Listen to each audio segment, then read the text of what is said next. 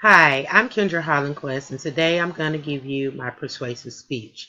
I'm going to persuade you about the slaves that were taken in the slave trade, their true identity, that they were the tribe of Judah, which Judah is the fourth son of Leah and Jacob in the Holy Bible through the lineage to Jesus Christ.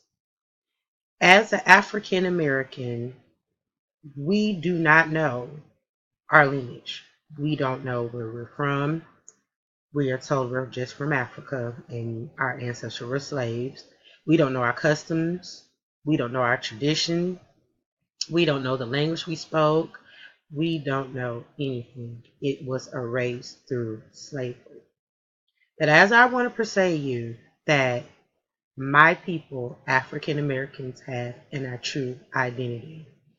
We play a major part in a controversial topic all through the world that we come from the tribe of Judah.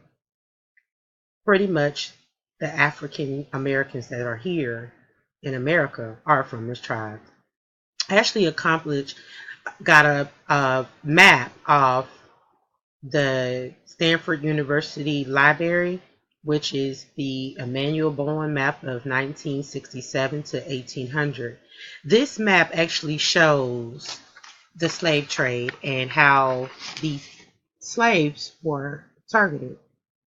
If you look at it, I have it actually highlighted. You see, well, circled Kingdom of Judah, Waduda slave coast, and this is in Guyana. And if you look close, it says Jews in Africa right there under coast. They knew who these people were when they captured them and put them in slavery. That's just a fact. They knew who these people were. They knew how precious these people were. They actually are not a lost tribe. Many people say we don't know who the descendants of the 12 tribe are. They are lost, but no, it's just history doesn't present this to us. I was never taught this in school. I was never taught, you know, about these people or who they were and did they have identity. I was just taught they were Africans and they went into slavery for so many years. And pretty much nowadays, a lot of people say, get over it. But no, we can't. I have an identity. And many of us African Americans have identity. And to our non African American people, need to know the truth that we do have a lineage. We were an important people. Actually, accompanied a poem of the Troy University Library. I ran across Phyllis Wheatley. She wrote this poem in 1773, and it's basically titled on being brought from Africa to the America. And in the beginning of her poem stand out to me because she said, "'Tis mercy brought me from my pagan land," which that lets me know she knew Africa wasn't her true home, that her true home was Israel. She knew that. She was brought here to the America as a slave. She was taken from Africa. Also, you could go to the Troy University Library and you can look up Nicholas Redburn's book, Guyana Factor Slave Trade, Slave Sales. That these people that were in Guyana in the slave trade was an important factor. That it was many of them that were brought and sold into slavery.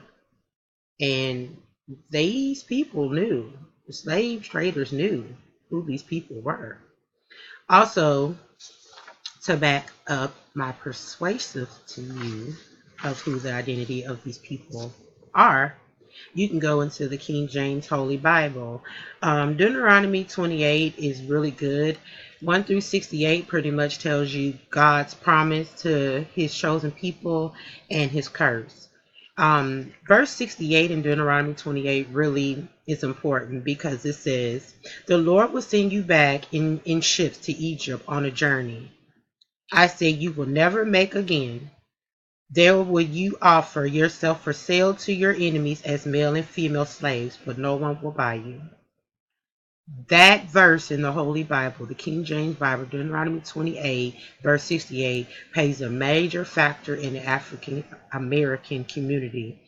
We were only people that were brought on ships to a land we don't know, which in Egypt means bondage. We were bondage, and we brought on slave ships, and we never returned back to our origination of our land. Africa wasn't our homeland, but we were there. We migrated there, but we never returned. Also, in the Holy Bible, the King James Bible that backs up people of color, you can go to Acts 13:1, and it actually talks about when the disciples Bartimaeus and Simeon went to Antioch, and they were called Niger, which Niger in Latin means dark or black. Also, King Solomon, which is King David, through the tribe of Judah to Jesus, he actually mentions himself in Song of Solomon 1:5, I am Black Akamari.